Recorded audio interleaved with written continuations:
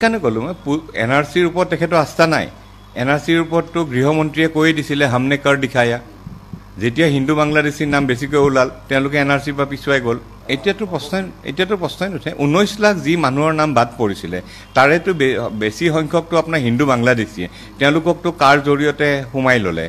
বাকী যিখিনি ৰৈছে তাৰে ভিতৰত আপোনাৰ 3 লাখ কিমান হাজাৰ খিলঞ্জীয়া ভূমিপুত্ৰ মানুহে এনআৰসিত এপ্লাই কৰা নাই। 19 লাখৰ কথা মই কৈ আছো দেই। 3 লাখ কিমানে এপ্লাই কৰা নাই, সেইখিনিতো এনেও নাম সোমাবই, তেওঁলোক ভূমিপুত্ৰ খিলঞ্জীয়া, প্ৰশ্নই নুঠে। বাকী যিখিনি আছে সেইখিনি আপোনাৰ হিন্দু বাংলাদেশী, কাৰ জৰিয়তে নামখিনি সোমালে। বাকী যিখিনি ওলায় সন্দেহযুক্ত ইছলাম ধৰ্ম মুছলিম ধৰ্মৰ মানুহ যিখিনি ওলায় তাৰো আপুনি চাব, কিছু বাপেকৰ যদি নাম আছে পুতেকৰ নাম নাই, এনেও নাম সোমাব। গিৰিয়েকৰ যদি নাম আছে ঘনীয়েকৰ নাম নাই, এনেও নাম সোমাব। চ' এই যে 1985 চনৰ পৰা বা অসম আন্দোলনৰ পৰা 2025 যিমান আমি হেৰুৱালোঁ, হেৰি কৰিলোঁ, এনআৰচি নামত 1600 কোটি টকা খৰচ কৰিলোঁ, গোটেইখিনি কৰিলোঁ, গৈ থৈ ওলাব 4জন বা 5জনে বিদেশী ওলাব। চ' আজিৰ দিনটোত এনআৰচিৰ মতে 4জন বা 5জনে ওলাব। ইলেকশ্যনৰ আগত তেখেতে এতিয়া আৰু বহুত নতুন নতুন কথা ক'ব। যদি 3জন ACS বিষয়াই গোটেই কামখিনি কৰিছে, 5000 টকা লওঁতে আপুনি এনেকৈ হাত দাঙাই অপৰাধীক। চ' সেই 3জন ACS বিষয়াক এতিয়ালৈ কিয় এৰেষ্ট কৰা নাই? লগতে আমাৰতো সন্দেহ হয় যে 3জন ACS বিষয়াৰ কথাটো কৈ তেওঁ হাজেলাকহে ছেফগাৰ্ড দিছে, হাজেলাক বচাইছে। হাজেলাক কিয় আজি এতিয়া পলুৱাই পঠোৱা হ'ল? হাজেলাক যিদিনাখন পলুৱাই পঠাইছিলে সেইদিনাখন মুখ্যমন্ত্ৰী ডাঙৰীয়াই কৈছিলে যে এইটো অসমৰ জয়, অসমীয়াৰ জয়। আৰু আজি আকৌ এনআৰচিৰ ক্ষেত্ৰত অসমীয়াৰ গাত গোটেই বস্তুটো ঠেলিব বিচাৰিছে। মই ভাবোঁ যে তেখেতৰ কিবা এটা হৈছে, কিবা এটা প্ৰব্লেম হৈছে, যাৰ মই ভাবোঁ মোৰ অভিজ্ঞতা মতে যে তেখেতৰ কিবা এটা প্ৰব্লেম হৈছে, যাৰ কাৰণে তেখেতে এতিয়া যি টি কথা কোৱা আৰম্ভ কৰিছে। চ' মুখ্যমন্ত্ৰী ডাঙৰীয়া যি কয় কেন্দ্ৰীয় চৰকাৰৰ বিষয়খিনি আপুনি কেন্দ্ৰীয় চৰকাৰলৈ এৰি দিয়ক আৰু আপোনাৰ হাতৰ বিষয়খিনি আপুনি আপোনাৰ হাতলৈ ৰাখক। এনআৰচিৰ বাস্তৱ ভিত্তি হ'ল 17 অক্টোবৰ 2024, 562/2011, 311/2015 কেছৰ জাজমেণ্টৰ পিছত এইখন ফাইনেল এনআৰচি। যিমান বিদেশীৰ নাম সোমাইছে তেওঁলোকৰ নাম এনআৰচিত সোমাই গ'ল। ৰুল 10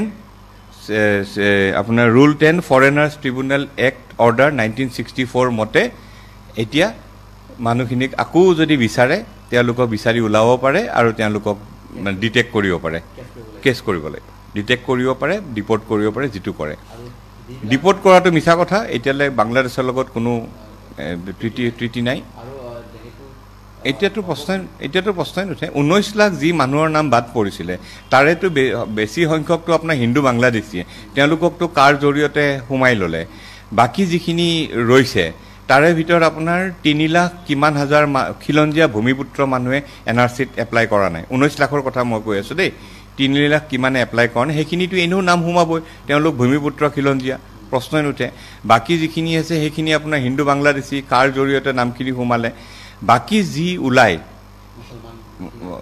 যিখিনি ওলায় সন্দেহযুক্ত ইছলাম ধৰ্ম মুছলিম ধৰ্মৰ মানুহ যিখিনি ওলায় তাৰো আপুনি চাব, কিছু বাপেকৰ যদি নাম আছে পুতেকৰ নাম নাই, এনেও নাম সোমাব।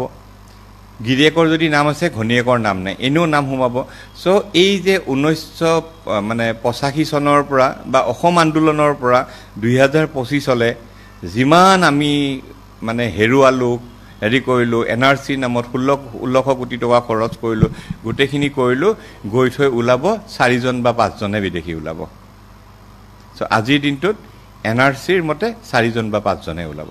কেনে ক'লো মই এনআৰচিৰ ওপৰত তেখেতৰ আস্থা নাই। এনআৰচিৰ ওপৰতো গৃহমন্ত্ৰীয়ে কৈ দিছিলে হামনে কৰ দিখায়া। যেতিয়া হিন্দু বাংলাদেশীৰ নাম বেছিকৈ ওলাল তেওঁলোকে এনআৰচিৰ পৰা পিছুৱাই গ'ল। আৰু এটা কথা চাব, গোটেই বিষয়টো কেন্দ্ৰীয় চৰকাৰৰ বিষয়, ইয়াতে ষ্টেটৰ কোনো কাম নাই।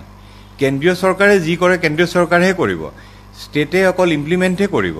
আজি মুখ্যমন্ত্ৰীয়ে যিখিনি কথা বৰ্তমান কৈ আছে সেইখিনি কেন্দ্ৰীয় চৰকাৰক সুধি কৈছে নে নিজাববীয়াকৈ কৈছে, নে আকৌ সেই গৌৰৱ গগৈ পাকিস্তান যোৱাৰ নিচিনা হ'ব? যিটো কেন্দ্ৰীয় চৰকাৰৰ বিষয় সেইটো মুখ্যমন্ত্ৰীয়ে কৈছে, এতিয়া মুখ ঠেকেচা খালে। যিটো এনআৰচি বা চিটিজেনশ্বিপ এক্টৰ বা বিদেশী সমস্যাটো যিটো গোটেই কেন্দ্ৰীয় চৰকাৰৰ বিষয়, আজি কিছুদিনৰ পৰা মুখ্যমন্ত্ৰীয়ে কোৱা আৰম্ভ কৰিছে, 2 মাহ পিছত মুখ ঠেকেচা খাব। কোনটো হ'ব? যিটো বস্তু কেন্দ্ৰীয় চৰকাৰৰ বিষয়, কেন্দ্ৰীয় চৰকাৰে কি কয় কি নকয় আমি আগতে শুনি ল'ব লাগিব, বা মুখ্যমন্ত্ৰীক যদি কিবা ইনষ্ট্ৰাকশ্যন দিছে কেন্দ্ৰীয় চৰকাৰে সেইটো ৰাইজক জনাব লাগে।